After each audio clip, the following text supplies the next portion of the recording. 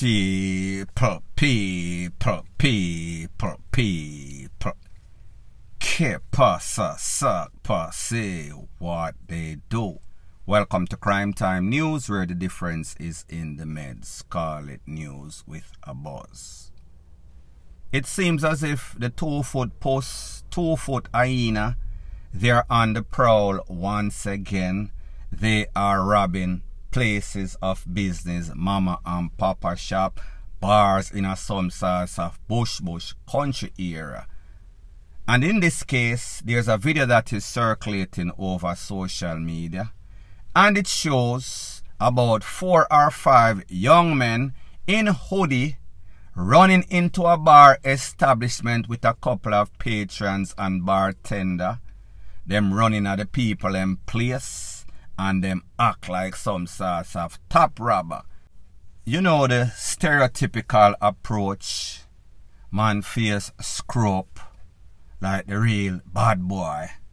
Everybody down, everybody on the ground. Release all phones, all wallets, all cash, all goodies. Anybody move DEAD is the case that they gave me or gave them. While they were at it, about 30 seconds or so in the video, as a matter of fact, I am not going to say a very hilarious part of the video, is the response of the bartender when she saw these men run into the establishment. She said, "Me BBC, you know exactly what that means, not the news." The expression that is used by people when they are shocked, when they are scared. She said, "Awagwan, me never bargained for this. This was not on the agenda. This was not a part of the plan. When I left my house today, I was not expected to get robbed in a situation like this. Looking up at any sorts of barrel and people that tell me, get flat, like the new dance." Now, here is the thing. A lot of these people that are trying, dibbling and dabbling in the crime world, they don't really have the skill sets. Them pretty much lazy. Them don't want to get no job. Them not have no sorts of skills. So therefore, it is the easiest thing for them. Because maybe them have a few friends that are also fully done, and them tell them, say, you know, say, once we have a tool, we can eat some food. However, they did not tell them that, listen, that same tool that you're using to get some food, it can turn around, the tables can turn, and you can be somebody's food, wherein the predator and the prey reverse places. The thing is that you have a whole bunch of financial institutions, and I am not recommending that you target the NCB or Scotia or one of those, especially while NCB is going through some sorts of restructure right now in the managerial section. So maybe they are not prepared for that. But me just say, why not go and seek some sorts of job? Why not seek some sorts of trade, some sorts of profession wherein you can sustain yourself? Because if you figure, say, you get up every day and this is what you're going to do, one day the bottom of the barrel is going to drop out. So pretty much they were in the place, screw up them face like any sort of bad man top robber, and then apparently that bartender that saw them coming in and scared and took it to the back of the building, she apparently pressed some sorts of alarm on her way out like Speedy Gonzales. And people, when these 4 or 5 hooded robbers heard the alarm, them kiss them seat and say, "Kiss me." You know what I talk about. It seems as if somebody pressed the alarm. Alarm. They actually raise an alarm, and then them raise up them foot and take with themselves out of the building. Moral of the story is this. A lot of these youths, them want everything the easy way. They decide that they are going to prey and rob people on a daily basis. However, The other or flip side to the story is that you can get caught, you can get SHOT, and you can actually lose your life whenever you keep trying this. The law of possibility and probabilities will always come back and haunt you, and even worse, karma is a itch. Point blank and period. Further on in the news, it is called "Go Tell It Over the Mountain, Over the Hills, and Everywhere." Jamaica is not a safe haven for Jamaican criminals that create all sorts of crime, take with people all sorts of pie incident in America, and then run come back to Jamaica, come hide. I will explain how the authorities, meaning law enforcement, work in America as it pertains this further on in the news. A 36-year-old lady, 39-year-old lady, her name is Ayana Reynolds. Back in about 2020 something, it seems as if she and the boyfriend, his name is Andre Brown, them have some sorts of disagreement, some sorts of altercation, physical cussing turned to some sorts of pie in. It is said that this boyfriend lost his life. He was GUN down in front of a yard in a Bridgeport in a Connecticut. Based on the information, it is said that back then the authority put out a MURDER warrant back in January of 2022. We're now in July or so. So therefore 1 year and 6 months. Pretty much she had a very good run under US standard.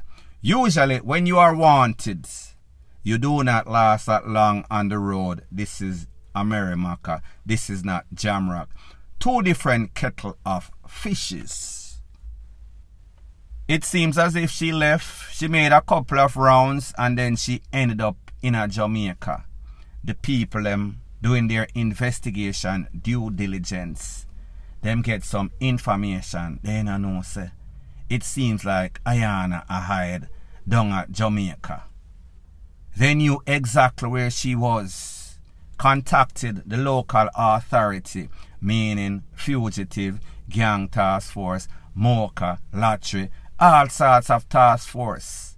They made some special operation at about 4 or 5 a.m. They strike or struck.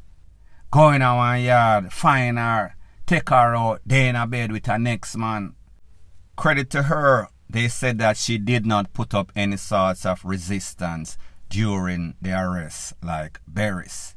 Smooth transition from being a fugitive to being a captive fugitive. Well, not a fugitive, captive, whatever.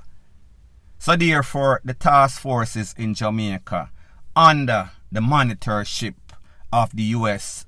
authority, they did this operation, found her, located her, and captivated her, meaning them hold on upon her and them not let go. Now people, here is the thing. It is said that the boyfriend in whom she is accused of taking away, whether she did it herself or she had some sorts of hit put upon him, he was living in Bronx. She lived in Bridgeport in a Connecticut. It seems as if at first there was love in the air and then there was trouble in paradise. For some sort of reason, she convinced him, or he told her, recommending that, you know, say, since we fall in love and we are living at two different locations, we want to be close to each other. So therefore, I am going to move from Bronx in a New York, which is probably about a couple of hours down the road. And we are going to link up like couples do. However, people, like a lot of relationships, including marriage, them no last. What used to be love turned out to be hate, wherein you cannot stand a bone in that person's body. However, the normal persons, them just separate, brush off themselves. Them go east, she go west. Them go north, she go south. Whatever the case is. However, it seems as if this jealous, obsessive, demented syndrome that has taken over a lot of Jamaicans, whether them the local or them the international. It seems as if they've been reading the vow, however, they take the vow out of context, meaning until DEATH, do we part. It seems as if they don't believe in amicable disagreement resolution. You go your way, me go my way. That's it. If we have picnic, we take care of it. No, they want to live on a bitter thing, and the bitter even get more bitterer, meaning that them have to get in all sorts of FIGHT. Them have to take away each other's life like some sorts of wild animal. Like me say, me no know the circumstances of who wrong, who initiated, who caused, who do what.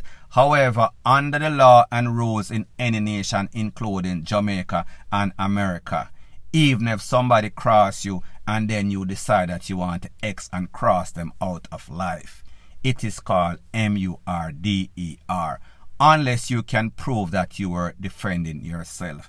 I doubt that this is the case, because whenever you do something and then you're on the run for over a year or so, it tells you that your guilty conscience might have influenced your decision to hide. So people, the good thing is that them find this lady. The good thing is that she is in the hands of the authority.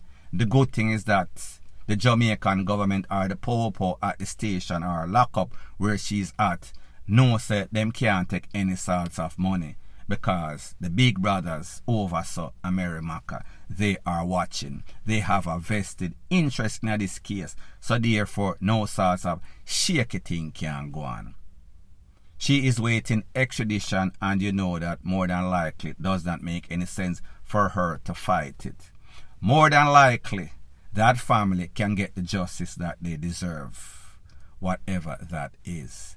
Moral of the story is this: Jamaica is not a safe haven. If you commit any sorts of crime in America, wherever you are at, more than likely they're going to find you at the bottom of the deepest sea or at the top of the highest mountain. You can run, but you won't hide for long. Sooner or later, them are going to hold on upon you, and them not going to let go. Point blank and period.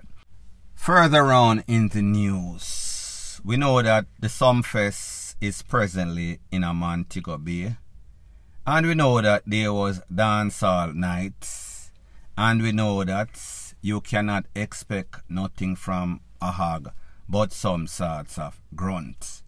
Wherever dancehall artists are, it is never going to be incident free. There is always going to be some sorts of controversy, mix up, drama, passa.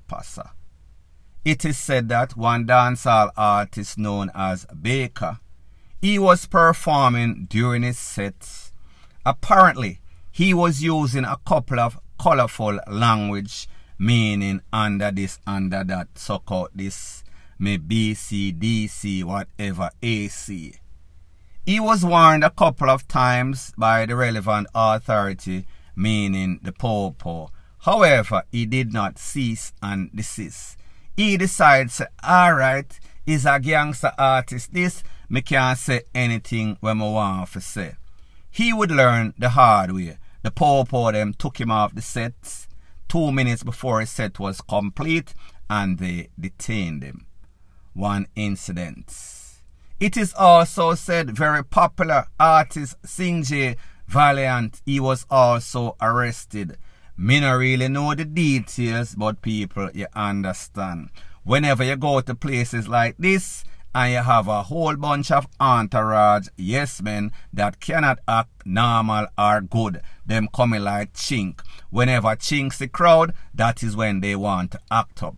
Don't know if it is because of Valiant or one of his yes people, his entourage, he also was locked up, arrested. How long, people, me not really know. I think that tonight is the final night, Saturday night. What do we expect? Well, tonight I probably them have berries and the decent people.